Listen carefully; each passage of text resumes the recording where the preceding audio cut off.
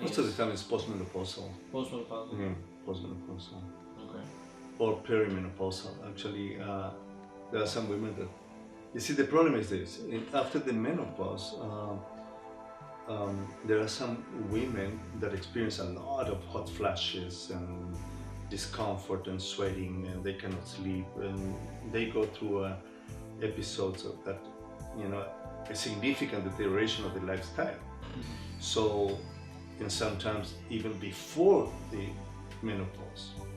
So it is possible to work on that part, even before. So we can even